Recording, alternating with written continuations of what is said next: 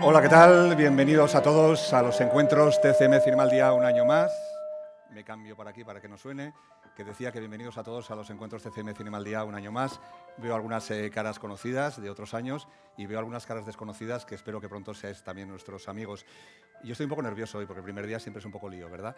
Pero venía pensando una cosa, ¿no?, que me tranquiliza mucho, y es que yo creo que ahora en todo el mundo no hay un lugar tan pequeño con tanta concentración de talento como el que hay hoy aquí en el Club Vittorio Eugenia. Así que, para empezar, para quitar sobre todo mis nervios, vamos a recibir, hablaba yo de talento, la prueba la tenemos aquí, en todos los equipos que tenemos hoy, y vamos a recibirles, para quitar sobre todo mis nervios, a todos ellos con un fortísimo aplauso. Hello. Hi. Bienvenidos. If you want to have, you have hay traducción si quieren, sí. Con el bueno, pues aparato. Nuestra primera película de hoy se titula The Square. Aquí tenemos al equipo de la película, encabezado por Ruben Östlund. No, que va bien, que vamos bien. Ruben Östlund es el director of the movie, el director de la película. La película que ganó la Palma de Oro en el Festival de Cannes, the film that won the Palme d'Or in Cannes Film Festival. Yo no sé, Rubén, I don't know how your life has changed. ¿Cómo ha cambiado tu vida después de ganar la Palma de Oro? Su vida después de la Palma de Oro, ¿a mejor o a peor? For the best or for the worst? No, but it has been very pleasant. Bueno, ha sido un placer, por supuesto. Y también diría que hay una expresión alemana que dice que es un placer, pero también es como una trampa en sí misma. Te exige mucho, hay muchas cosas que hay que hacer después, y como por ejemplo venir a este precioso festival, pero este es el menor de las obligaciones. Luego hay que trabajar con los productores, con las distribuidoras, y supone mucho trabajo. Pero eso es porque eres una estrella, sí, muchas gracias. Bueno, yo vi la película ayer y desde entonces no he dejado de pensar en ella. Una película muy rica, con muchas posibles interpretaciones. I say that is a film with a lot of different kind of interpretations. Para los que no hayáis podido verla todavía, vamos a empezar viendo algunas imágenes. We are going to see a clip. For at komme ind på udstillingen, så skal man tage stilling til, om man er et menneske, som har tillid til andre mennesker, eller om man er et menneske, som ikke har tillid til andre mennesker. Welcome to the jungle.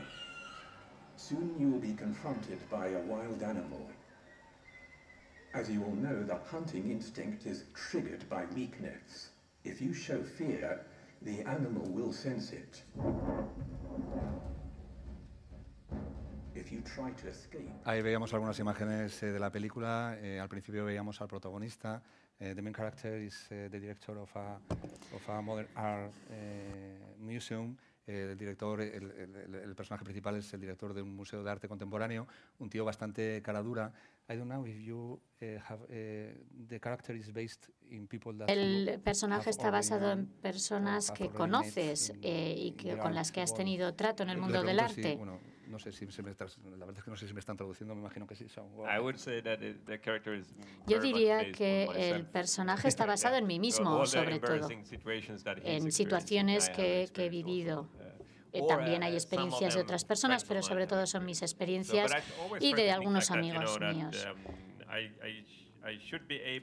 Yo siempre he intentado crear personajes con los que me identifico personalmente, porque creo que así lo puedo hacer creíble también. Y creo que es posible para los actores actuar así, y creo que es posible para cualquier ser humano actuar así, porque yo he actuado así. Entonces yo no creo en hacer películas con personajes que no tienen nada que ver contigo. Quiero hacerlos creíbles. Para mí no es posible rodar algo para un personaje si yo no soy capaz de hacerlo. En la medida en la que yo sería capaz de hacer eso, en esa medida soy capaz de crear ese personaje. Siempre tengo que tener una relación con los personajes y los personajes están relacionados conmigo.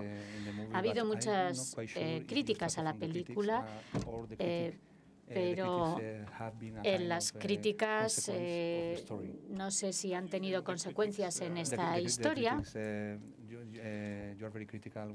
Ha habido críticas, me refiero a que en la película se critica el arte moderno, se critican diferentes aspectos del mundo del arte y no sé si esto ha afectado en la distribución de la película o no. Yo creo que mi película es satírica. Creo que nadie se escapa a los diferentes aspectos del mundo del arte. Y creo que cuando uno hace sátira, coge una realidad, pero luego la retuerce, la cambia. Para que refleje lo que uno quiere reflejar. Uno de las críticas que puedo hacer es a la burguesía e intento que todos los personajes de la película, así como también en los escenarios, el ambiente, la atmósfera de la película, muestren lo bello que es trabajar en el mundo del arte, pero que también tiene un lado satírico, un lado burgués. Este aspecto satírico es el que me gusta a mí. La sátira me gusta porque te permite retorcer, cambiar las situaciones, te permite transformarlas para que enseñen algo diferente. Me pregunto si ella ha creado las obras de arte que se ven en el film. Have you created the art that appeared on the film? Yes. Sí.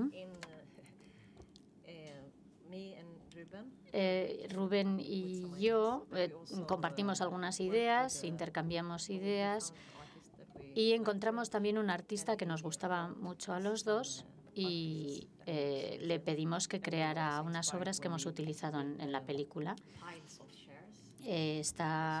Por ejemplo, las pilas de acciones, etcétera. Todas estas instalaciones son inspiración de él, movido un poco por nosotros. Los espejos están también dentro de esa instalación.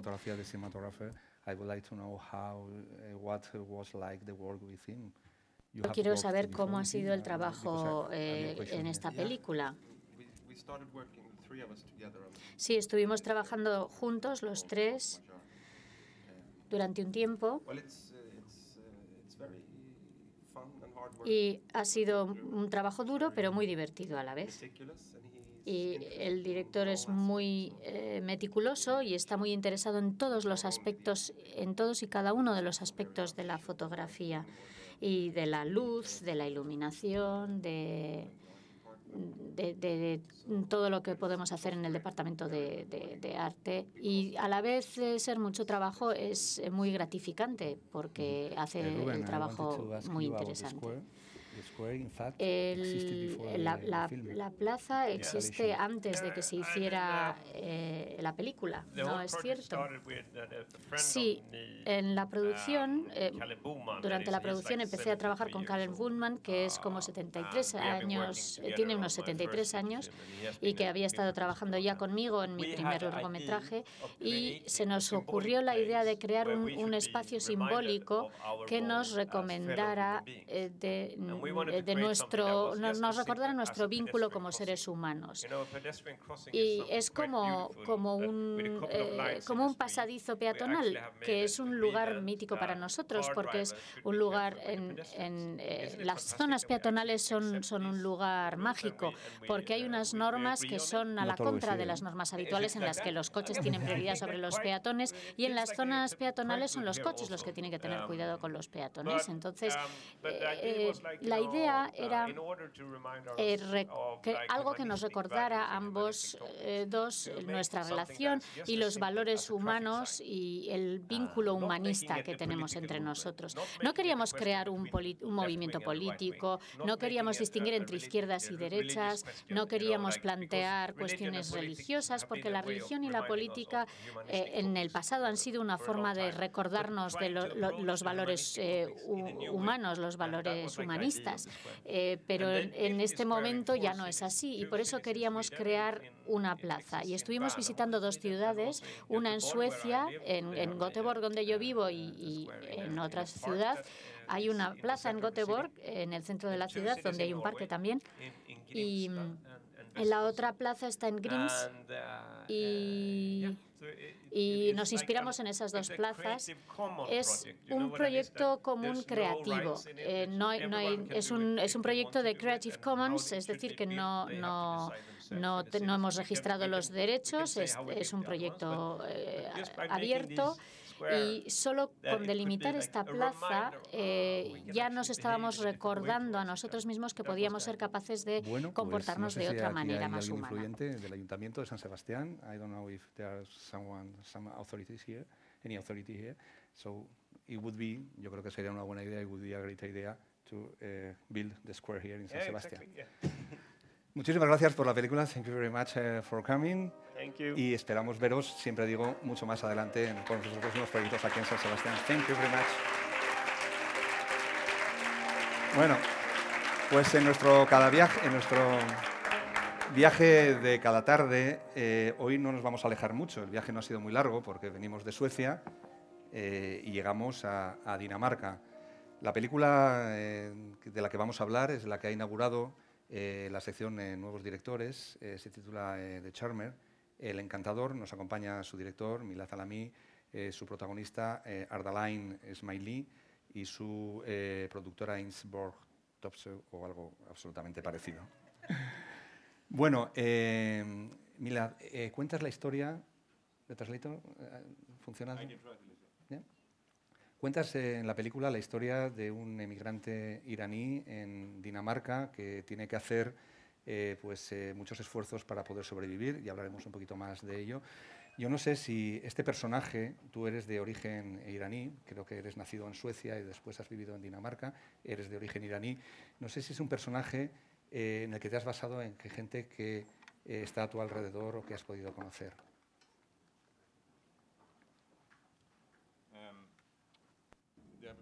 Sí, es que siempre me lo dejo. Sorry, it was my fault. But the translators could have some problems. No, I think that my story is very different. Mi historia es muy diferente de la del personaje de mi película. I came to Sweden Yo when I llegué was a 6 Suecia years cuando old, tenía 6 años lived in the north of Sweden. I estuve think this viviendo en el story norte de about, Suecia. our Y main esta character es is una completely historia, different. It's much more es contemporary now and how una historia the mucho más situation looks now contemporánea, en una situación immigrants más and, actual, la situación de los inmigrantes so en I este think momento. parts of him, of Partes course, de él, por supuesto, que sí que me puedo identificar con ellas. He escrito el guión, al fin y al cabo. Pero no creo que haya una identificación total entre los dos hombres. Por supuesto, yo también he tenido mis asuntos de mis problemas de identidad, etcétera, pero no. Un inmigrante iraní que trata de sobrevivir en Dinamarca, sobre todo seduciendo mujeres. Vamos a verlo en la película.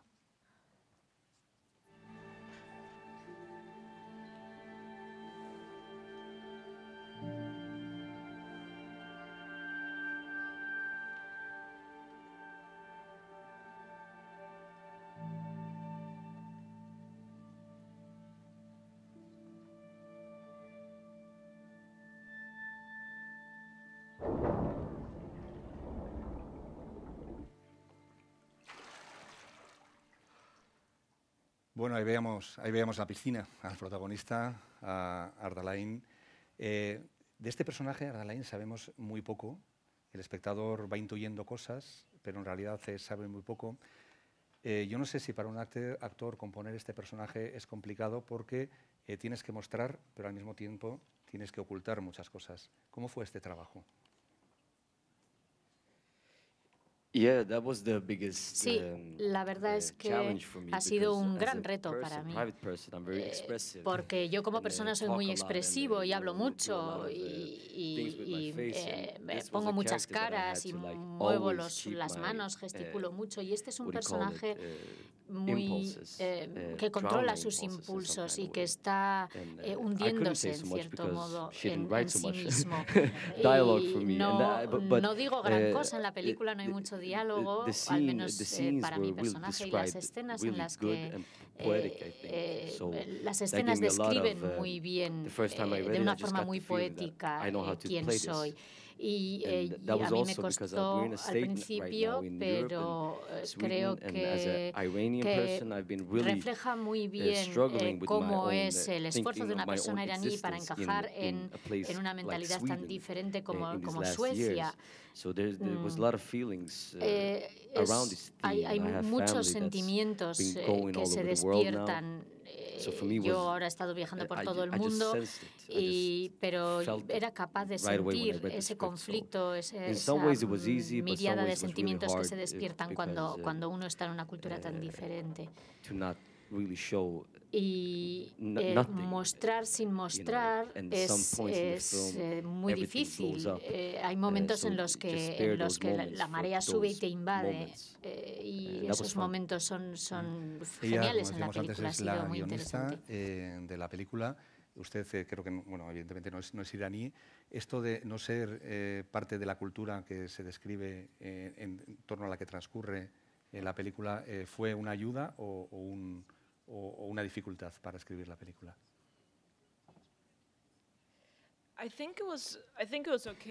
Creo que me las arreglé bastante bien. En un cierto modo tienes que ser capaz de conectar con todos los personajes de la película para desarrollar sus personajes y, como ya se ha comentado, el carácter principal, el personaje principal, es una persona que se está hundiendo en sí misma, que se está perdiendo, se siente atrapado. Y estuve trabajando mucho con el actor. Yo escribía algo, si a él le parecía que no era muy creíble lo quitábamos, y trabajamos muy estrechamente para describir estos sentimientos. La película tiene un tono tranquilo, pero yo después de verla he terminado con una sensación bastante pesimista, ¿no? Porque digamos que ningún personaje casi se puede salvar. Me llama mucho la atención también, por ejemplo, esas familias, la descripción de esas familias que llevan viviendo ya una generación en Dinamarca, pero que están aferradas a la cultura iraní de una manera un poco quizás artificial o idealizada. También hay bastante crítica hacia eso, ¿verdad?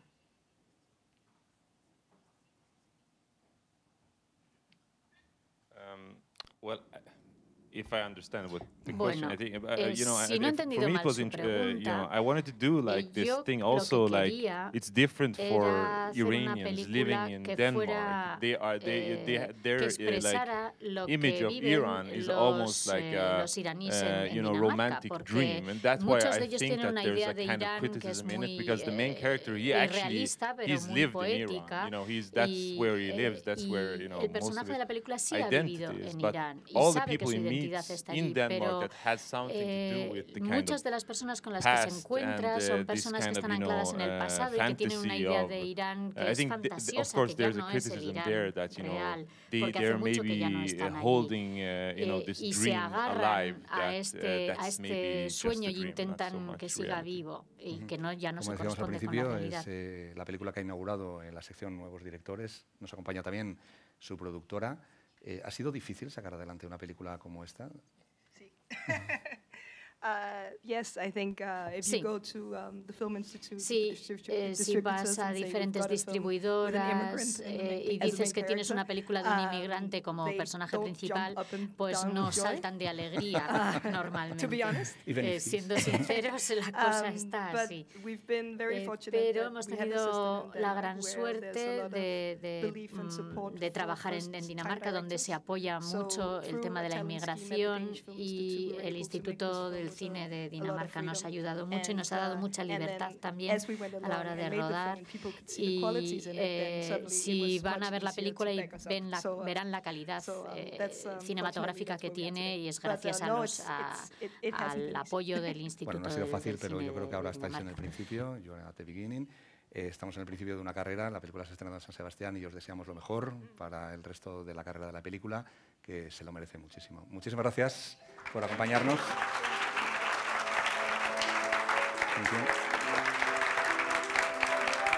Bueno, y ¿qué tal? ¿Cómo estáis? ¿Qué tal? Voy a por los micros, que me los dejo siempre. Que decía yo que, bueno, en esta especie como de Torre de Babel ahora vamos a probar con el portuñol, ¿vale?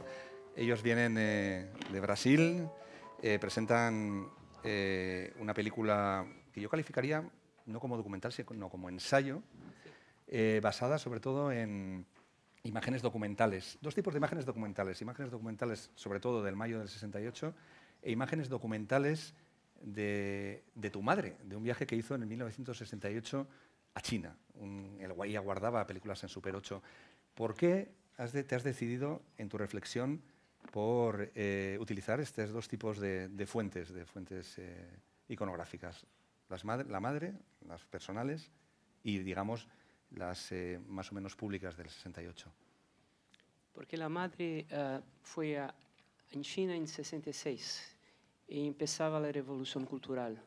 Entonces había una temperatura política que es muy semejante a 68 en Francia, que ha sido sin embargo, muy influenciado por los hechos en China de la revolución cultural. La película es un poco una reflexión sobre la intensidad y sobre el fin de la intensidad, lo que se pasa cuando la intensidad se dispersa, cómo encontrar sentido después que se vivió algo que ha sido muy intenso. Puede ser una pasión política, como en el caso, puede ser una pasión estética, romántica, erótica, lo que sea.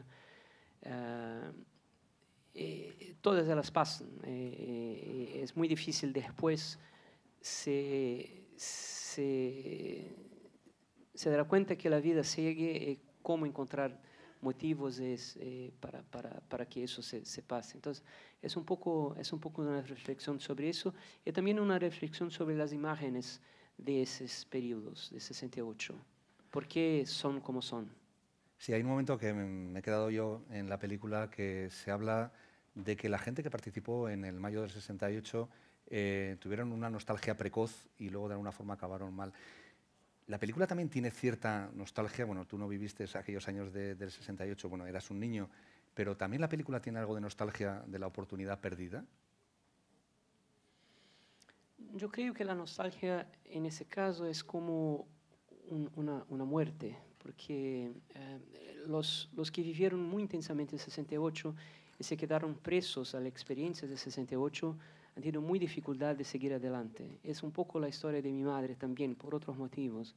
Se quedó muy fixa en un momento del tiempo y no supe marchar después. Y la nostalgia es lo que impide de se pensar el futuro. Es una pasión reaccionaria, de cierta manera.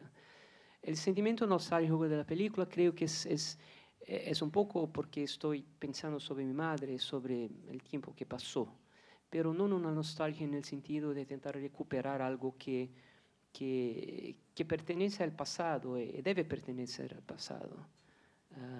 Como dice Cohn-Bendit, que es uno de los líderes de 68, es necesario matar 68 en ese sentido.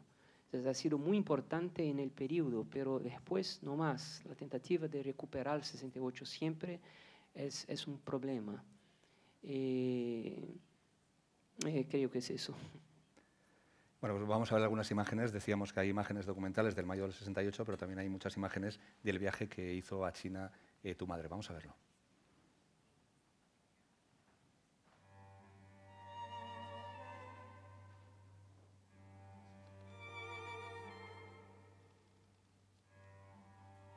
Minha mãe e seus amigos tentam espiar dentro de templo fechado pelos guardas vermelhos.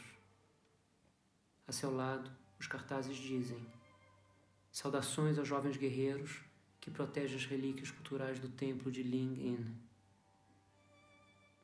Durante a viagem... Una curiosidad, ¿dónde descubriste estas imágenes? ¿Sabías que existían desde el principio o fue una sorpresa en algún momento de tu vida encontrarlas? No, fue una sorpresa. ¿Así? La mi película anterior necesitaba de imágenes de familia. Saí a buscarlas e encontré 2 rolos de 16 milímetros con los registros de la viaje que ha hecho en China. Eso ha sido en octubre de 66. La revolución cultural empezó en mayo. Entonces, cuando llegó en China, había casi 1 millón de jóvenes de la Guardia Roja Y mi madre era el contrario de todo eso, era muy conservadora, muy católica. Entonces el encuentro con algo que era el contrario absoluto de su experiencia, es un encuentro de contrarios que me interesa mucho. Y mi madre se encantó por lo que vio. Tenía que normalmente se horrorizara porque era todo el contrario. Pero no, se encantó y después escribió un relato de la viaje que es muy conmovente. Carlota es la productora. Me imagino que una de las grandes dificultades habrá sido conseguir todos los derechos de las imágenes que aparecen, ¿no? Sí, ha tenido que ser una pesadilla, me imagino. Sí, bueno, tuvimos una persona que ha hecho una investigación increíble, que se llama Antonio Venancio. Y bueno, sí, después tuvimos que contactar más de 30 archivos, pero básicamente en Francia los archivos de INA, de Iskra y también en Praga, porque hay muchas imágenes de archivos personales. Entonces eso fue un poco más difícil, pero sí, fue un trabajo que fue muy largo para conseguir todo eso, en fin, y para conseguir todo que João quería poner en la película. Fue un trabajo diferente, ¿no? Porque no hay filmación, sino que es solo una investigación. Sí, fue un otro tipo de trabajo. Para mí fue muy bueno. Hay algo interesante sobre las imágenes de 68 en París, porque fueron hechas casi todas en un espíritu socialista. Las imágenes pertenecen a todos. Pero eso es en 68. Ahora no más. Se debe pagarlas porque pertenecen a grandes grupos. Lo que es interesante porque se lee en tratados políticos en 68 de la militancia de los cineastas que se quedaron de las escuelas de cinema para ir a las fábricas para filmar. Dicen claramente que esas imágenes no pertenecen a todos, no pertenecen a nadie, pero no más. Ahora hay siempre un copyright y se debe pagarlos por todos. Entonces, la revolución no aconteció. La revolución no aconteció ni en ese campo ni en otros muchos. Muchísimas gracias a los dos por esta reflexión interesantísima. Como decíamos, no es documental, es un ensayo, es una reflexión muy particular y muy personal que combina la parte pública de la política con la parte más íntima de la familia de Joan. Muchísimas gracias a todos vosotros y mucha suerte con la película. Gracias. Gracias. Y hoy nos ha salido un programa así que está como bastante relacionado, ¿no? Así, geográficamente. Hablábamos del mayo del 68 y tenemos ahora a una actriz francesa, que es Esther Garrel, es hija del director de la película, La Main d'un Jour, que es Philippe Garrel. Le echamos de menos a Philippe. ¿Ton père ne pouvait pas venir? No, no, efectivamente, mi padre no ha pedido venir, él está trabajando ya en otra película y desde hace ya un tiempo. Y cada año y medio, cada 2 años hace una película, o sea que ya está escribiendo la siguiente. Bueno, Philippe Garrel es de sobra conocido, tuvo una retrospectiva aquí en el Festival de San Sebastián hace unos cuantos años. En sus películas habitualmente siempre reflexiona sobre las parejas, la infidelidad, etc. Él es un heredero del cine francés, de la Nouvelle Vague. Yo no sé, ahora que ya eres protagonista de una de sus películas, yo no sé si este tipo de reflexión sobre el amor, la pareja, sigue vigente también para una chica tan joven como tú.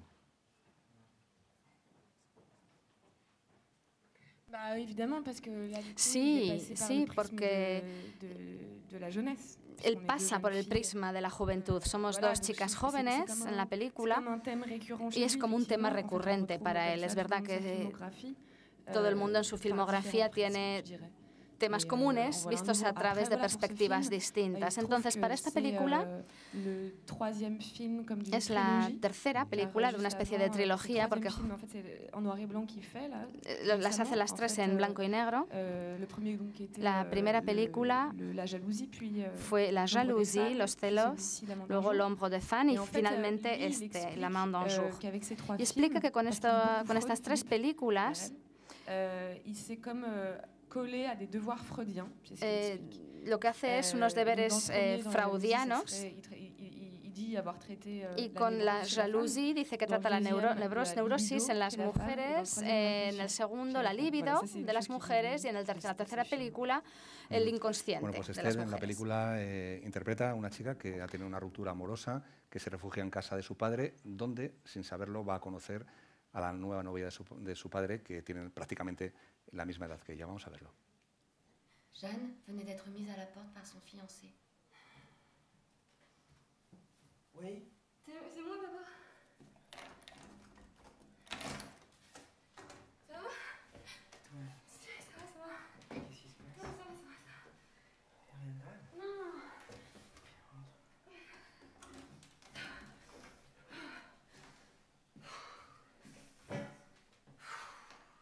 Faire une tisane.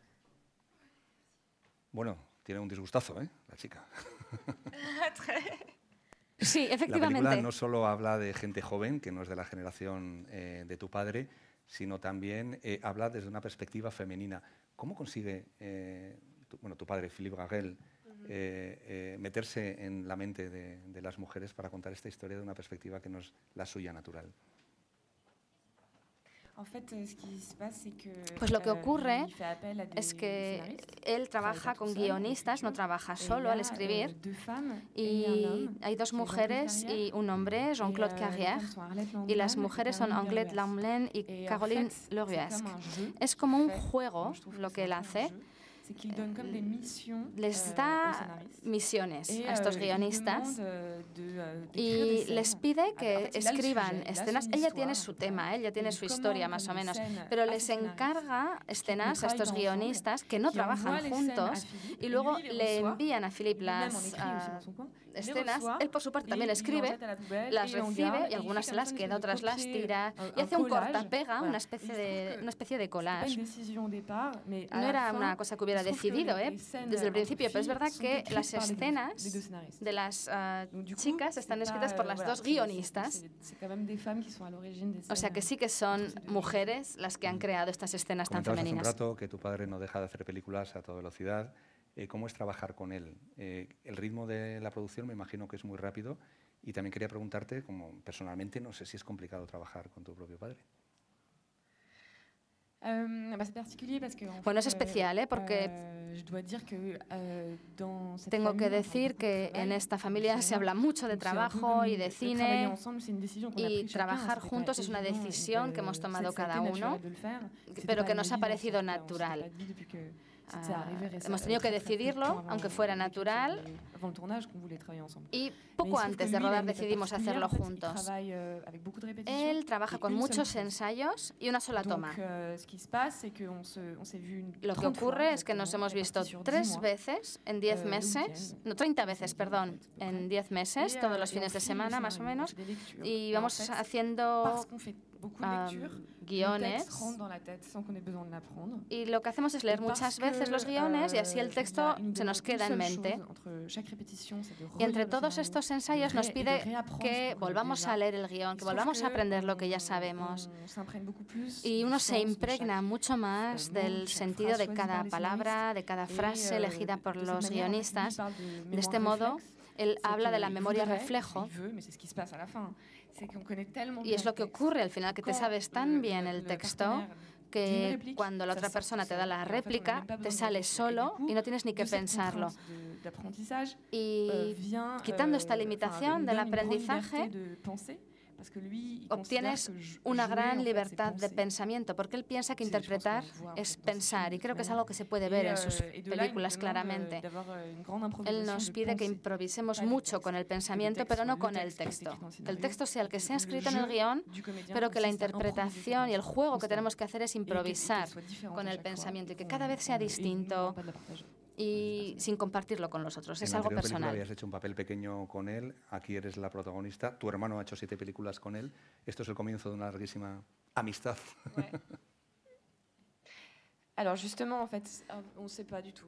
Pues no lo sabemos realmente. Yo hago otras películas que no son con él, él va a trabajar con otros actores. No tenemos ningún pacto. Ya tenemos pacto como además, padre e hija. Esther no está solo con esta película en el festival, sino que también está con Call Me By Your Name, que se estrenó ayer. O sea que agradecimientos por partida doble, por haber venido aquí al festival con estas dos películas y muchísimos recuerdos a tu padre, que esperemos que entre película y película la próxima vez se pueda acercar otra vez aquí al Festival de San Sebastián. Muchísimas gracias, Esther. ¿Sí?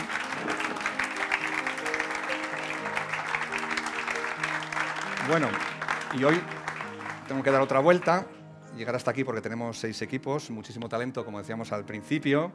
Ella es la representante de la película Shame, viene de Bulgaria, una producción búlgara, un mediometraje, y ella es la productora de la película.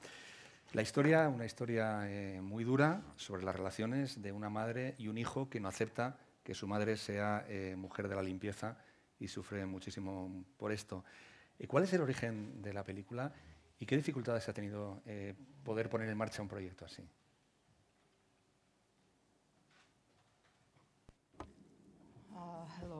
Hola.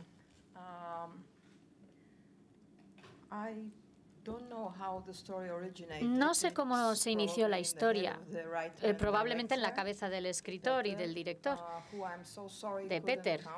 Siento mucho que Peter no pudiera venir porque es la primera película que hace recién salido de la escuela de cine y estaba encantado de estar invitado a San Sebastián. Y luego se sintió realmente hundido al ver que no podía venir al festival. Está trabajando en otra película como asistente de dirección y no podía dejarlo, no ha conseguido nadie que le pudiera sustituir. Y creo que es cierto que la película es una historia muy dura. Y no sé por qué, no sé si probablemente la infancia del protagonista ha sido también muy dura, no ha sido una infancia brillante. Y me gustaría poderles hablar del enfoque de Peter sobre este tema. Yo creo que es una forma de observar y de buscar los pequeños detalles y analizarlos sin juzgar y sin criticarlos, simplemente dejándolos allí en la pantalla para que cada persona decida. Y esto me gusta mucho en el cine, me gustan los directores que son capaces de conseguir esto, porque da más espacio a diferentes interpretaciones, da más espacio a que el espectador o la espectadora sienta que tiene algo que decir al respecto, que puede decidir. Y yo no he tenido dificultades a la hora de producir la película. Hemos tenido la suerte de conseguir apoyo de amigos y de estudios cinematográficos y no hemos necesitado trabajar con ninguna institución. Y ha habido muchas personas que han contribuido a la película voluntariamente, entonces para la productora, para mí, ha sido muy fácil. Shame, la historia del paso de la infancia a la adolescencia. Shame es...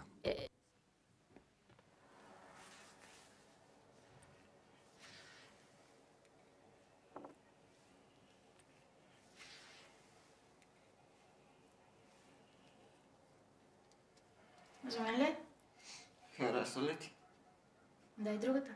Ядро намерих на първата.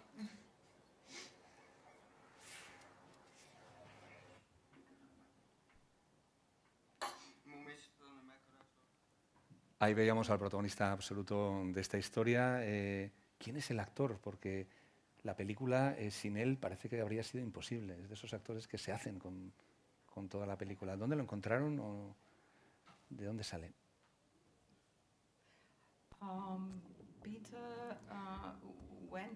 Peter fue a colegios que no estaban necesariamente en el centro de la ciudad y creo que fue a más de 40 colegios distintos, no solo en los barrios de Sofía, sino también en una ciudad que está a 40 kilómetros de Sofía, donde luego se ha rodado la película. Este edificio enorme es un colegio, aunque no se lo crean, en este edificio tan pobre y tan paqueteado, es un colegio real. Y estuvo haciendo un casting muy intenso con todos los alumnos de todos estos colegios, que no eran actores profesionales, y llegó a percibir la habilidad natural de este niño, de este chico.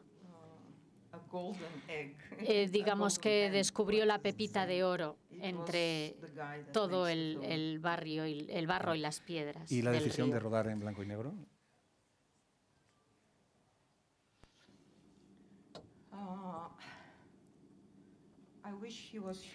Ojalá estuviera él aquí para poder contestar a esta pregunta, porque lo que yo le voy a dar es una respuesta lógica y él podría contestar desde su corazón. Él, cuando me lo planteó, me pareció bien, yo le apoyé en su decisión porque creo que la sencillez de las cosas que están, de los pensamientos que tiene este chico, o no eres limpiadora y entonces todo estaría bien, o no, o tengo una motocicleta y la chica me quiere, o no. Y los pensamientos de este chico son tan simples que el blanco y negro ayuda a simplificar la realidad, que la realidad suele ser muy complicada y muy intrincada. Como asistente de director en largometraje, después de este mediometraje, ¿crees que tendrá posibilidades de dar el salto al largo?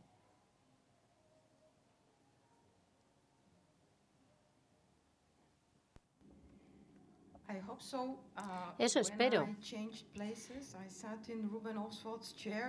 Cuando me he sentado aquí, me he sentado en la silla de Ruben Olso y yo he pensado, estoy sentada en la silla de un ganador de la Palma de Oro. Espero pues que ojo, esta porque energía aquí hay magia, te llegue, Peter. Aquí han pasado cosas muy raras en este espacio, o sea que probablemente, seguro que esto le va a dar muchísima suerte para su siguiente proyecto. Y eso sí, lo tiene que traer aquí, a Zabaltegui o a Perlas, a nuevos directores, ¿de acuerdo? Muchísimas gracias. Thank you. Thank you.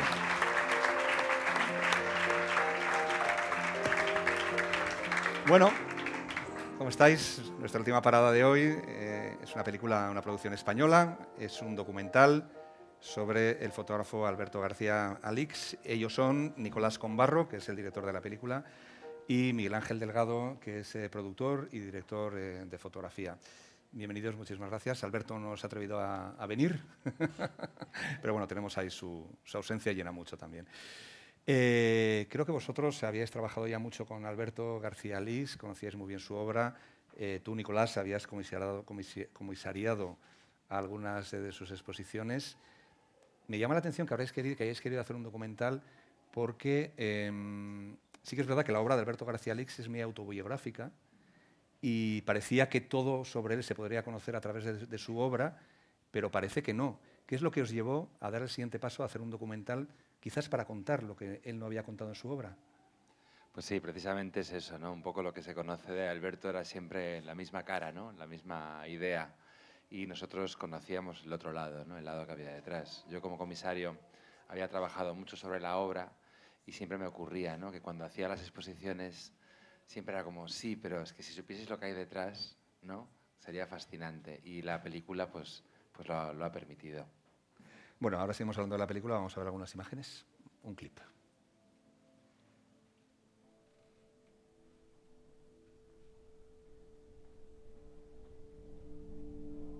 Soy fotógrafo. Si ayer fotografiaba silencio, hoy fotografío mi propia voz. Este viaje tejido sobre una memoria de luces, destellos, ilusiones ópticas, persigue una revelación. Un puente. Bueno, eso es un viaje que se hace en la película, creo que esto lleva a Pontevedra. Me ha sorprendido muchísimo la película, me ha sorprendido cómo vais hablando y cómo va él hablando no solo de su obra, sino de su vida de una manera muy abierta, de sus enfermedades, de sus adicciones a la heroína, etc. ¿Cómo habéis conseguido ese grado de sinceridad? Bueno, en realidad hay una intimidad muy grande con Alberto. Llevo trabajando con él más de 15 años y estas conversaciones que aparecen en la película ya las habíamos mantenido muchas veces, ¿no? El equipo, además, habíamos trabajado más veces con él en otros proyectos y estábamos en su casa. O sea que en el fondo es una conversación íntima, que es un poco lo que queremos que trascienda después al espectador. Y es un gran narrador. A mí me sorprende mucho el comienzo de la película. No lo voy a describir porque es imposible describirlo, pero bueno, si veis la película, ir exactamente a la hora para no perderos exactamente las primeras frases de Alberto. Es un gran narrador, ¿verdad?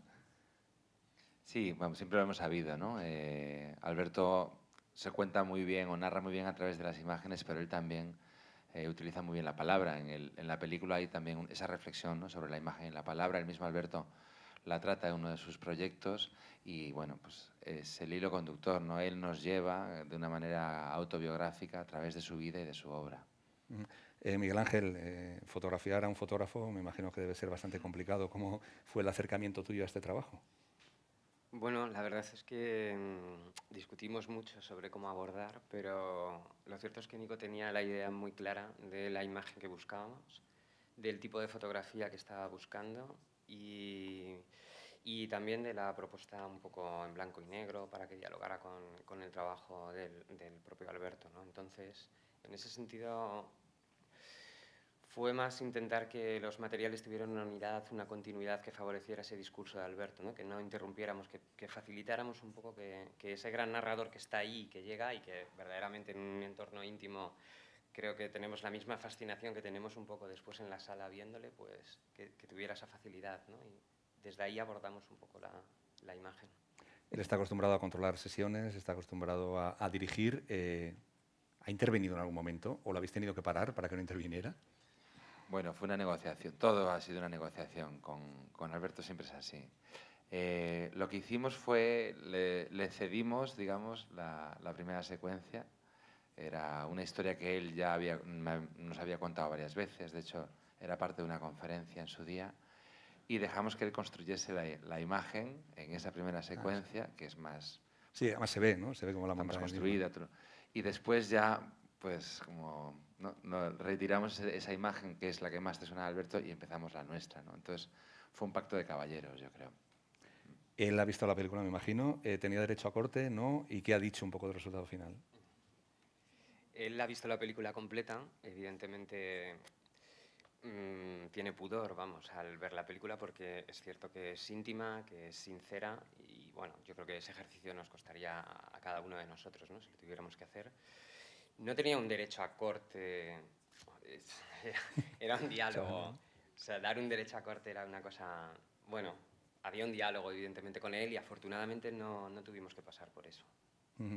En la película y en una entrevista, bueno, una larguísima entrevista a Alberto García Lix, pero también se van viendo las sesiones y cómo organizar las sesiones en diferentes partes del mundo. Yo no sé si habéis tenido vosotros previamente la experiencia de asistir a sus sesiones o no, o ha sido una oportunidad también para vosotros. Sí, yo la verdad es que llevo muchos años trabajando con él y he asistido a muchas sesiones, incluso alguna vez hemos sido víctima de alguna, y es una cosa muy especial. Es verdad que en la película sale dos sesiones en concreto, pero verle trabajar es toda una experiencia, ¿no? Es como un trance, digamos, la forma en la que tiene para componer el cuerpo, dirigir la mirada, ¿no?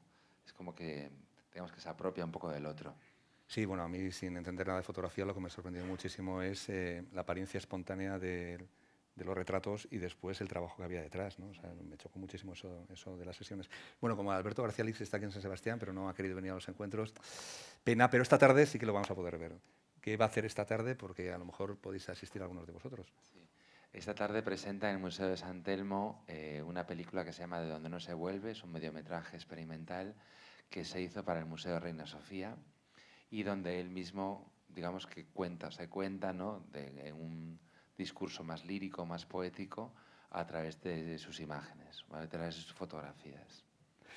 Bueno, pues ya tenéis plan para hoy, para esta tarde. O sea, vamos a comer rápido algo y luego nos vamos a ver la película de Alberto García Lix. Muchísimas gracias por este trabajo, que la verdad es que es fabuloso. A mí me ha descubierto muchísimas cosas que no conocía sobre Alberto García Lix y es una experiencia en sí misma, al margen de las referencias al autor. Muchísimas gracias por venir.